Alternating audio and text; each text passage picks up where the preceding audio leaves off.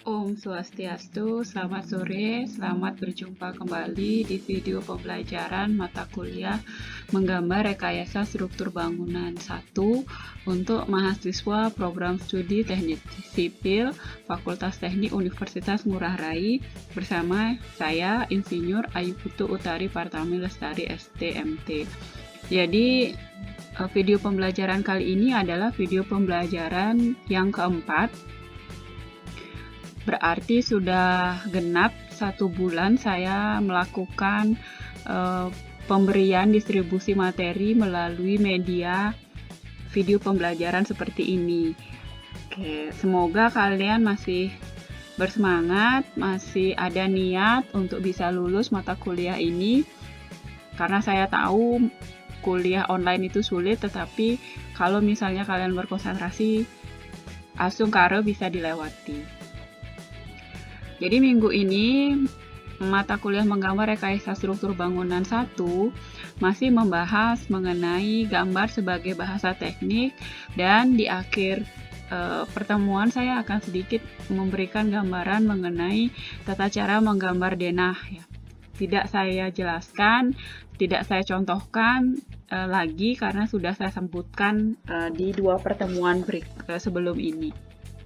Oke, kita mulai saja. Jadi ilmu bangunan itu adalah ilmu yang digunakan untuk merencanakan, melaksanakan, ataupun untuk melakukan perbaikan terhadap rancangan bangunan.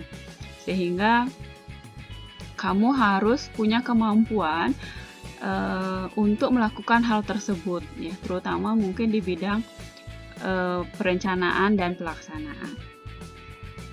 Kemudian, saya juga mengingatkan kembali mengenai syarat-syarat dalam perencanaan bangunan.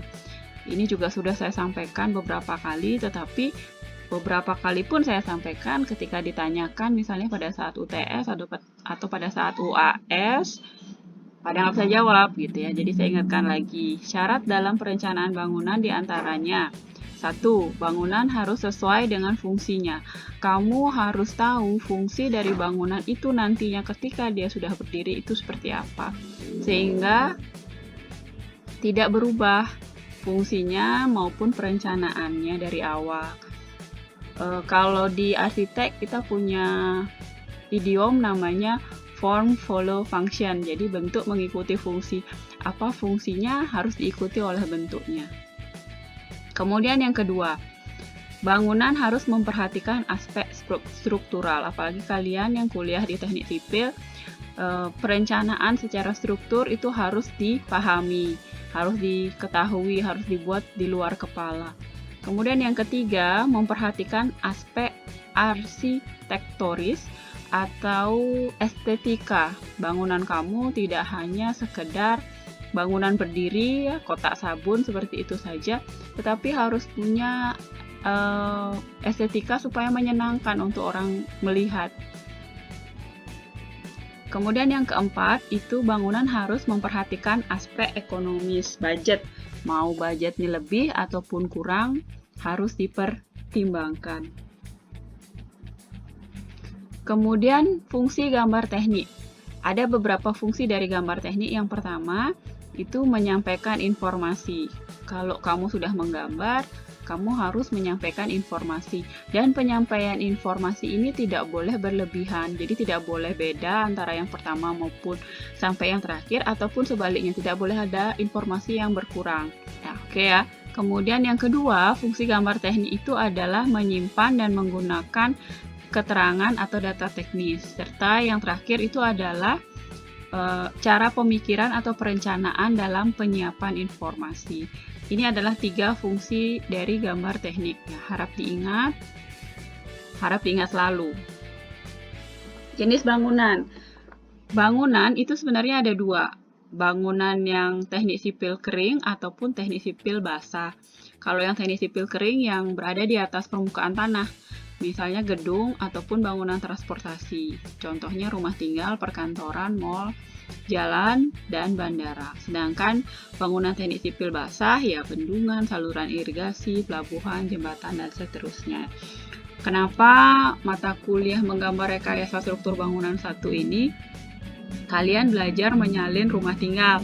Kenapa tidak menyalin bendungan gitu ya, gambar bendungan atau gambar pelabuhan atau jembatan. Nah, itu untuk bangunan teknik sipil basah secara khusus nanti akan diajarkan pada semester-semester akhir. Jadi setelah semester ini usai, mungkin di semester-semester tinggi kalian akan diajarkan mengenai mata kuliah bendungan, irigasi, pelabuhan, dan jembatan. Kemudian ada bagian-bagian bangunan gedung. Ada dua, yaitu bagian bawah dan bagian atas. Bagian bawah itu adalah bagian bangunan yang terletak di bawah pondasi. Misalnya adalah bagian-bagian bangunan gedung. Jadi bagian-bagian bangunan gedung itu ada dua, secara sederhana dibagi dua, tiga sebenarnya. Tetapi kita pakai dua saja, yaitu bagian bawah, itu bagian bangunan yang ada di bawah lantai atau di bawah tanah, contohnya adalah pondasi. Kalau misalnya ada basement, ya basement juga termasuk bagian bangunan paling bawah. Jadi fungsinya ini adalah untuk menahan seluruh berat bangunan yang ada di atas, kemudian meneruskannya ke tanah. Untuk bisa menolkan beban atau gaya bangunan itu hanya bisa dihilangkan dengan meneruskannya ke tanah. Jadi kalau tidak diteruskan ke tanah, akan sulit bagi bangunan itu untuk bisa tegak berdiri. Kemudian bangunan atas. Bangunan atas adalah tentu saja yang bukan bangunan bawah, itu adalah bangunan yang ada di atas lantai atau di atas permukaan tanah. Tentu saja semua konstruksi yang ada di sana disebut sebagai bangunan atas. Tembok, kolom, pintu, jendela, ring balok, dan atap. Itu juga semuanya. Kemudian skema bangunan sederhana. Skema bangunan sederhana itu ada superstruktur, upper struktur, dan substruktur seperti yang saya sudah sampaikan minggu lalu. Jadi substruktur itu adalah struktur bangunan yang ada di bawah permukaan tanah, entah itu pondasi, entah itu dinding basement. Kemudian ada upper struktur yang ada di tengah-tengah antara super dan super itu ada paling atas. Itu adalah atap biasanya. Kemudian ada macam-macam bahan-bahan bangunan. Seluruh bahan yang kamu lihat di bumi itu sebenarnya bisa dijadikan bahan bangunan ya Dek ya. Yang tentu saja yang konvensional ada kayu, ada tanah, beton, besi, baja, batu, dan aluminium. Semuanya itu bisa dipakai sesuai dengan karakteristik bahan itu sendiri.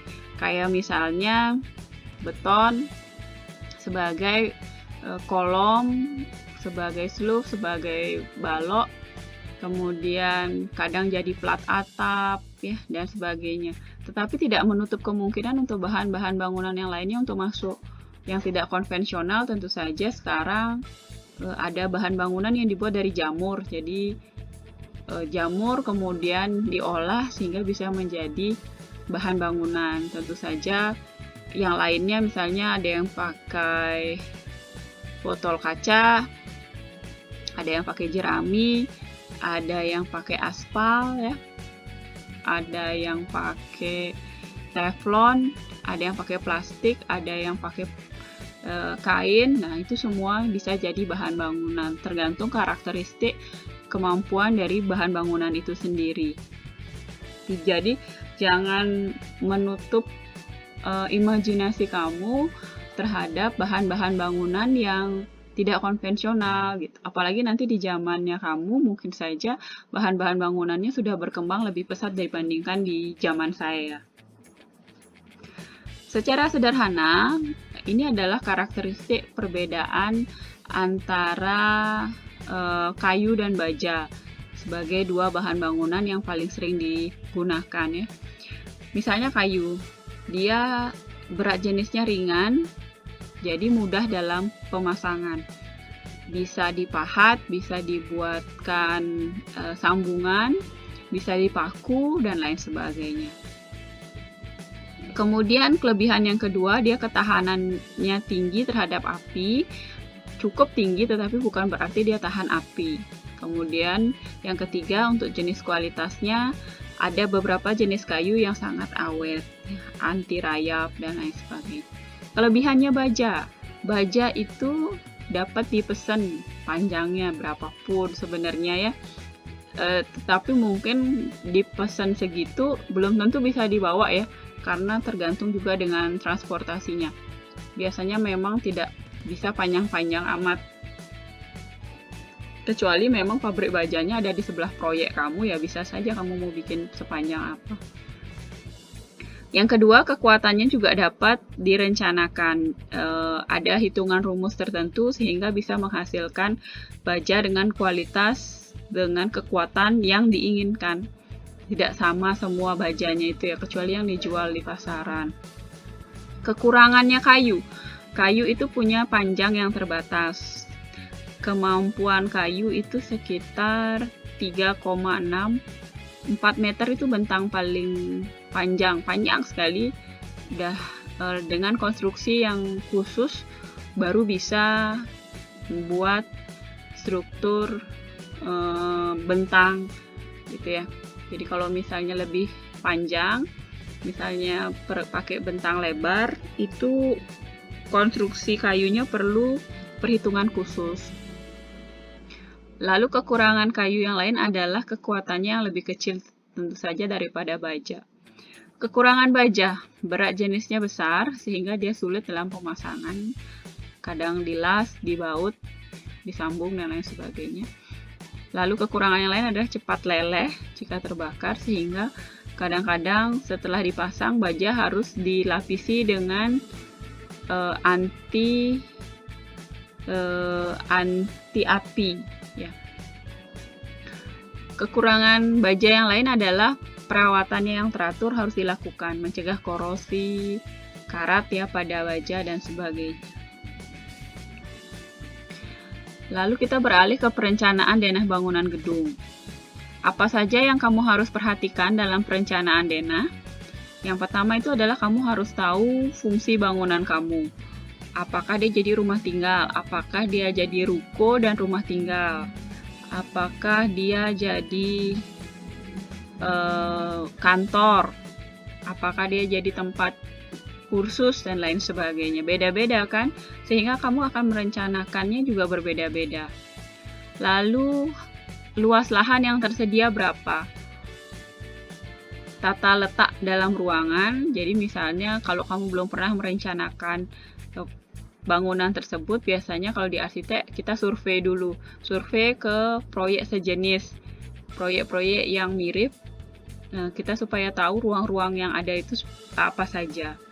Yang keempat itu adalah luas masing-masing ruangan, itu juga dapat diperoleh dengan survei atau melakukan studi ruang. Dan yang terakhir itu adalah anggaran yang tersedia, budgetnya berapa, mau seperti apa. Dengan kondisi seperti itu bisa merencanakan sampai segimana. Oke, kemudian peraturan penggambaran secara umum misalnya ditentukan skalanya, kemudian ukuran ketebalan garis, dan contohnya seperti ini. Skalanya misalnya skala 1/100, terus garis tepi pakai 0,5, denah itu pakai rapido ukuran 0,2, dan keterangan itu pakai 0,3. Nah, ini kemudian adalah simbol-simbol dalam menggambar pada denah terutama. Jadi kalau yang pertama tuh tembok setengah bata, tebalnya tuh 15 cm. Kalau pakai hebel itu kisarannya lebih tipis sedikit ya. Kemudian pintu kusen 60-80 cm. Jendela, nah jendela itu simbolnya seperti ini ya. Kan kemarin saya sudah sampaikan kalau garisnya itu garis lurus. Kemudian boven light atau ventilasi yang garisnya putus-putus, dan kolom. Kalian karena menggambar bangunan rumah tinggal satu lantai, kolomnya itu adalah pakai kolom 15 x 15 saja. Nanti kalau di menggambar 2 baru pakai kolom dengan perhitungan yang lebih besar sedikit. Ada pula pedoman dan peraturan bangunan gedung yang bisa dipakai, misalnya peraturan bangunan nasional, pembebanan Indonesia untuk gedung, perencanaan bangunan tahan gempa, standar arsitektur di bidang perumahan, dan peraturan-peraturan mengenai material seperti beton, baja, atau kayu, dan seterusnya. Ini ya, jadi ini adalah gambar 3 dimensi dari sebuah bangunan dan bagian bawahnya ini adalah tentu saja pondasi. Ini adalah sloof ya, Dek ya. Kemudian dipastikan bahwa sistem rangka kamu tertutup. Artinya dia saling berhubungan, saling connect dia. Kalau ada saja yang terlepas, maka dia akan bahaya untuk kekuatan struktur kamu. Setelah itu ditambahkan dengan atap. Adalah 3 dimensi dari sebuah bangunan yang sudah ditambahkan untuk penyangga rangka atapnya. Jadi bayangkan ya, ini rumah kamu, ini kos-kosan kamu kayak gini, tanpa dinding, tanpa jendela, ya kayak gini lah dia, kira-kira. Lalu logika struktur yang penting itu adalah kekakuan yang perlu diciptakan dari semua komponen struktur. Jadi semua ujung dari struktur kamu tuh harusnya saling bertemu ya, jadi tidak boleh ada yang terpisah. Segitiga atau segi 4 ataupun bentuk lebih daripada itu juga nggak apa-apa, asalkan dia saling bertemu, tidak boleh ada yang terpisah. Ini adalah gambar struktur pondasi, rangka utama, dan rangka atap bangunan. Oke, kita lanjut ke menggambar denah. Oke, denah itu adalah biasanya hal pertama yang dibuat ketika akan mendesain bangunan. Jadi ini termasuk gambar pertama, walaupun awal-awal kamu nggak tahu site-nya di seperti apa, tetapi mungkin denah bisa dikerjakan dengan perkiraan luas site saja gitu ya. Bentuk kasar lah, draft denah itu bisa dikeluarkan. Denah itu menginformasikan luas area bidang yang akan dibangun dari sebuah bangunan atau rumah. Dan denah itu memudahkan dalam memulai rancangan dari awal. Kalau kamu sudah punya denah, kamu akan bisa untuk mulai mengerjakan, misalnya budgetnya berapa dan lain sebagainya, itu perkiraan kasarnya mulai dari situ boleh. Ini adalah syarat-syarat gambar rumah denah yang baik. Yang pertama, semua ruangan di dalam rumah harus punya hak terhadap ventilasi untuk mendapatkan udara segar dan sinar matahari. Jadi harus punya ventilasi. Kemudian syarat yang kedua, denah rumah itu harusnya menghadap jalan untuk memudahkan akses, mudahkan masuk keluarnya kendaraan atau orang. Denah ruang tamu harus berada di depan pintu utama. Jadi begitu masuk, yang pertama dilihat sama tamu ya ruang tamunya, jangan ruang tidur kan gitu. Koridor ruangan atau lorong, kalau punya koridor atau lorong itu minimal lebarnya 120. Ya, jadi bisa orang berpapasan, jangan kayak gang gitu ya, bikinnya cuman 60 cm atau bahkan 50 cm. Jadi orang lewat di lorong rumah kamu tuh jalannya miring gitu ya. Posisi denah ruang makan harus dekat dengan dapur dan ruang keluarga. Jadi ruang makan, dapur dan ruang keluarga itu ada dekat. Tidak mesti di satu lantai, misalnya karena keterbatasan lahan ada yang di lantai 2, nggak masalah, tetapi dia dekat sama tangga, dekat dengan akses sirkulasi untuk menuju ke ruangan-ruangan dapur dan ruang keluarga misalnya. Pintu keluar ruang tidur sebaiknya tidak melewati ruang tamu supaya nggak langsung berhadapan dengan tamu. Kalau misalnya ada tamu ya, keluar dari ruang tidur langsung ketemu ruang tamu. Dan yang terakhir, apapun itu yang terbaik menurut penghuni rumah. Ada orang yang percaya feng shui, ada yang percaya astakosala kosali, ada yang mau dapurnya paling depan ya. Saya pernah merancang rumah yang pemiliknya itu orang Bali, dan dia sangat percaya bahwa begitu sampai rumah harus masuk dapur dulu. Jadi bukannya ruang tamu yang pertama, tapi dapur di sisi kiri, kemudian di depan dapur agak di sisi kanannya baru ruang tamu. Jadi tamunya pun masuk ke dapur terlebih dahulu. Bisa juga, terserah, asal masih masuk akal permintaannya ya, kenapa enggak. Data yang diperlukan untuk menggambar denah. Pertama, kamu perlu bentuk lahan. Kamu perlu ukuran panjang dan lebar tanah. lalu lokasi jalan raya ini sisi sebelah mana, elevasi atau ketinggian, apakah dia datar, bergelombang, atau miring, adakah pohon dan bangunan di tengah-tengah lahan, misalnya pohonnya sangat besar, pohon beringin misalnya, atau pohon yang punya nilai jual yang sangat tinggi, pohon jati, dan seterusnya yang tidak boleh ditebang, sehingga itu akan mempengaruhi bentuk denah kamu nanti. Kondisi di sekitar lahan, sebelah kanan kirinya lahan, apakah tetangganya sudah membangun? Kalau misalnya sudah membangun, bagaimana bentuk bangunan mereka, dan itu akan mempengaruhi bangunan kamu sendiri juga nanti. Oke, langkah-langkah yang pertama, ini kayaknya juga sudah saya sampaikan 2 minggu yang lalu tentang tata cara menggambar denah, jadi saya lengkapin lagi. Sekarang, yang pertama itu kamu harus membuat garis as dulu, garis tipis sesuai dengan ukuran gambar yang akan kamu salin. Garis as ini ada berada di tengah-tengah tembok, dan dia digunakan sebagai pedoman penarikan dimensi atau ukuran ruang atau bangunan. Jadi anak teknik itu kalau menghitung luas atau dimensi, itu dia pakai as ya, garis tengah. Dan inilah yang dipakai, garis as inilah yang kemudian pertama kali kamu buat. Lalu langkah kedua, buat kolom-kolom. Misalnya 15 x 15 di titik-titik pertemuan antar tembok. Setelah itu, baru kolom-kolom itu kamu lanjutkan menjadi dinding.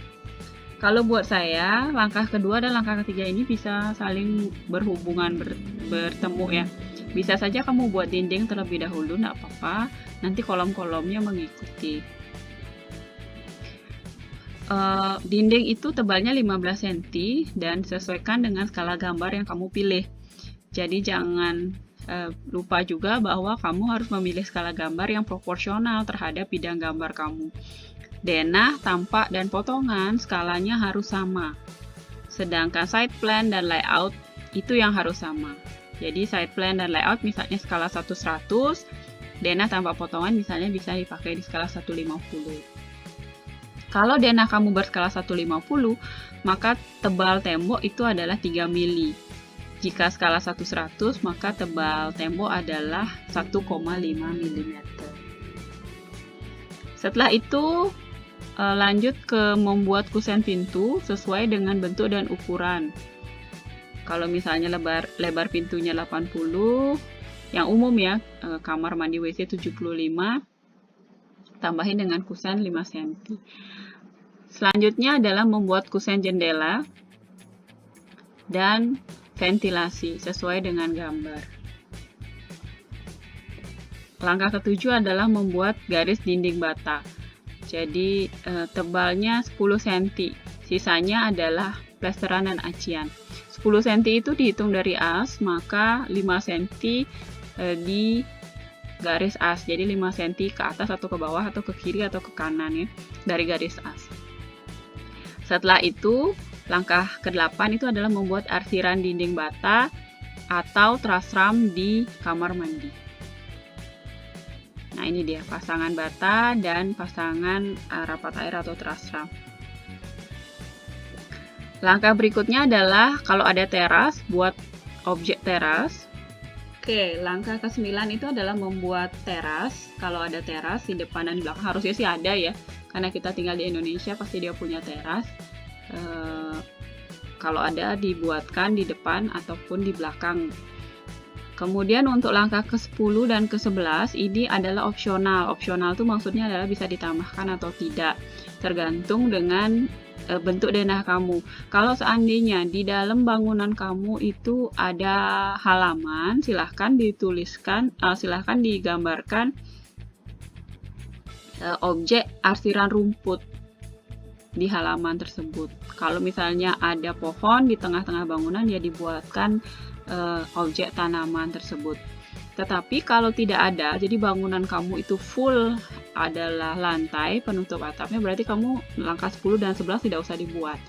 Perbedaan denah dan layout itu adalah pada fungsinya.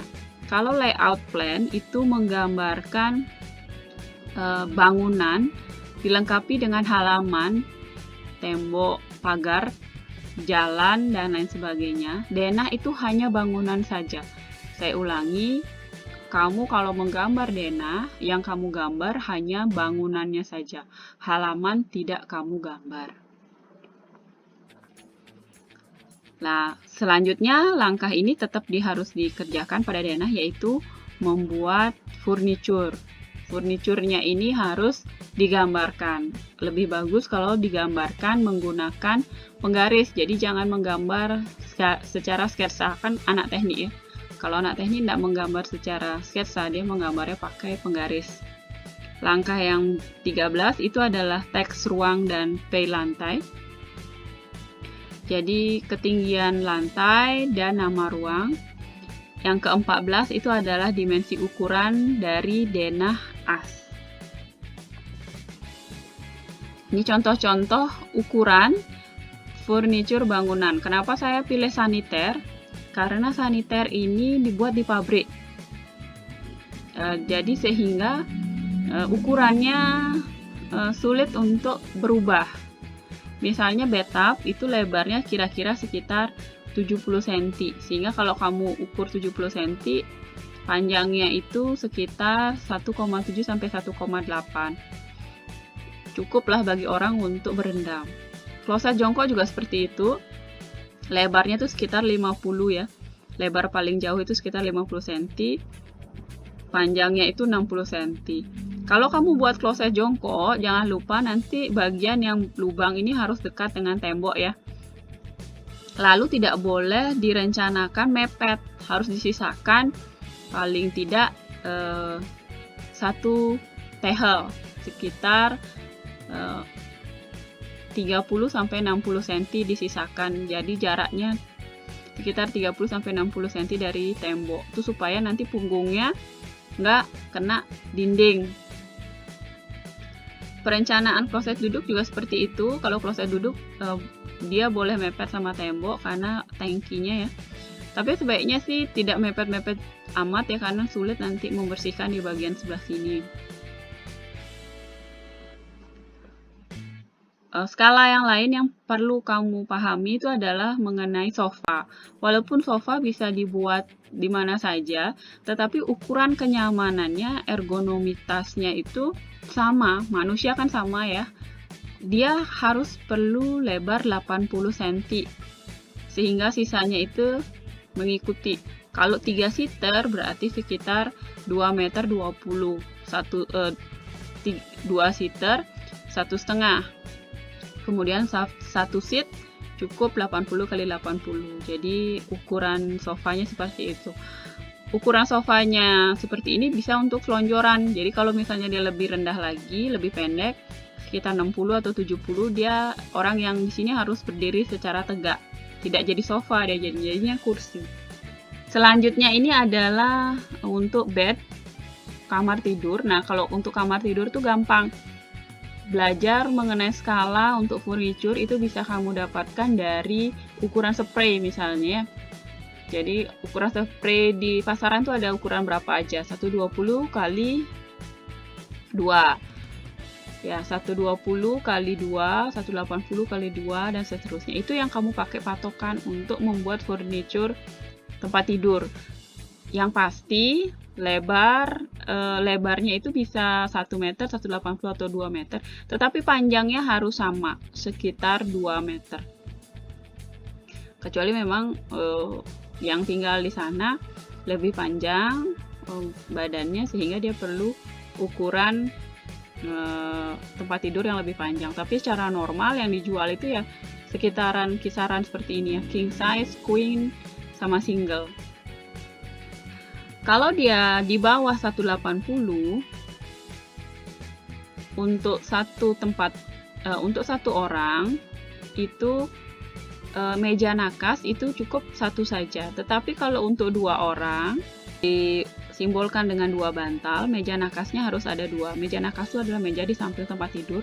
Biasanya diisi dengan lampu tidur atau tempat untuk naruh buku atau handphone, dan itu harus kamu rencanakan. Jadi meja nakas ini harus ada di sebelah-sebelah tempat tidur kamu, supaya paling tidak kamu bisa menjaga kemungkinan gitu ya, kalau tempat tidur untuk 2 orang tapi dibuat mepet gitu di sebelah, di pojokan ruang tidur kamu gitu. Jadi orang yang tidur di dekat tembok tuh nggak bisa masuk gitu, jadi dia harus ngelewatin orang yang ada di sisi yang lebih jauh gitu ya.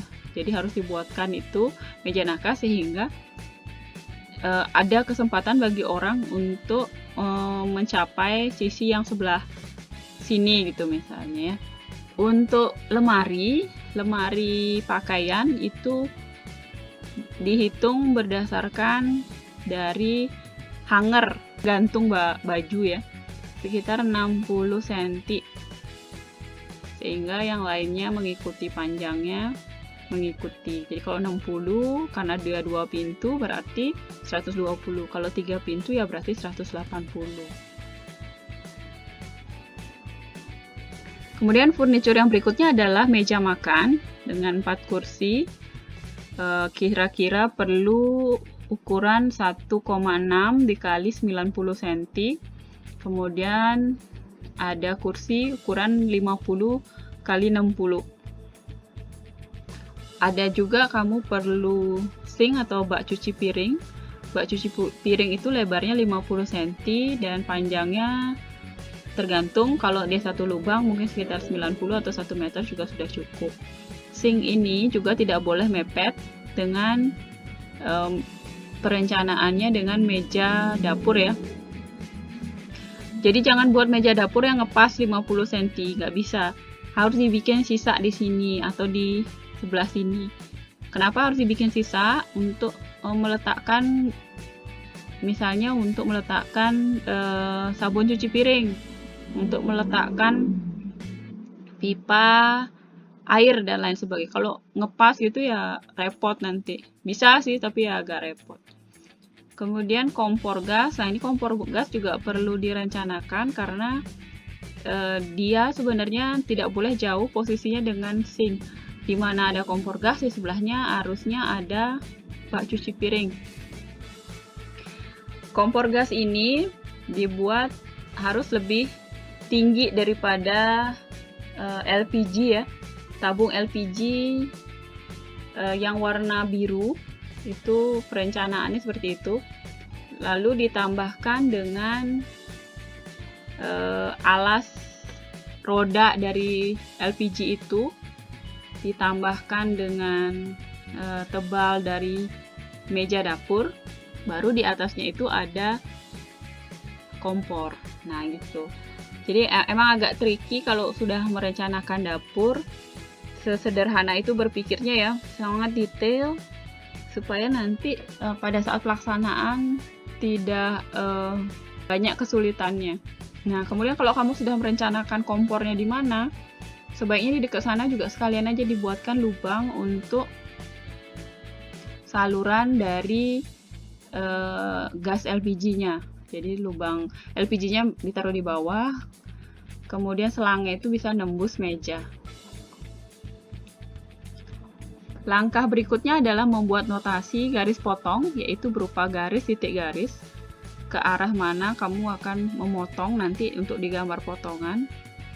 Dan yang ke-16 itu adalah meletakkan posisi judul gambar dan orientasi atau arah utara selatan.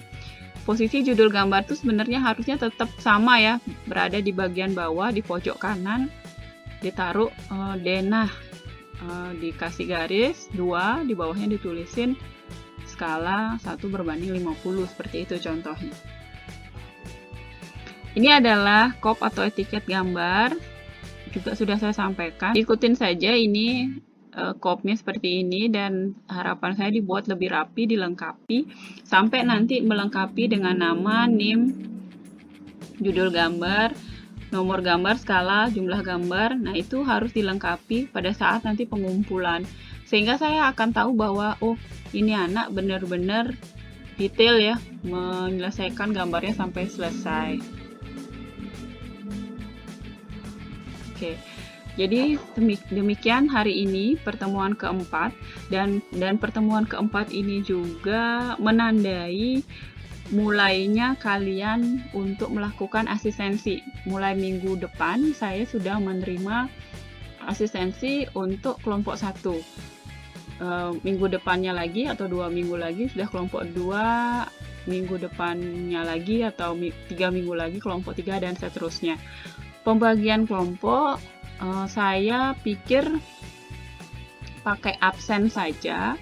Jadi nanti silahkan dicek di GCR untuk pembagian kelompok dan target asistensinya.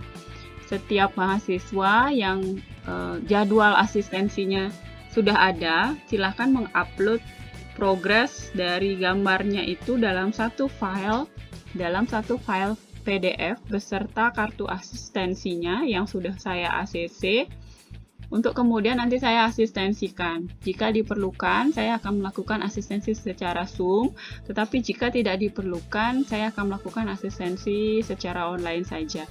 Jangan lupa juga untuk menyertakan video pada saat kalian mengerjakan tugas. Jadi videonya tidak usah panjang-panjang, pendek saja. Bagaimana cara Anda meyakinkan saya bahwa yang bekerja itu adalah Anda, bukan kakak Anda, bukan orang lain, ya, bukan bapak Anda, tapi benar-benar kalian yang mengerjakan. Itu, kalau ada pertanyaan saya persilahkan, nanti bisa ditanyakan lewat yakin dulu, nanti yakin yang nanya ke saya. Demikian dari saya, sampai ketemu lagi. Terima kasih. Om Santi Santi Santi Om.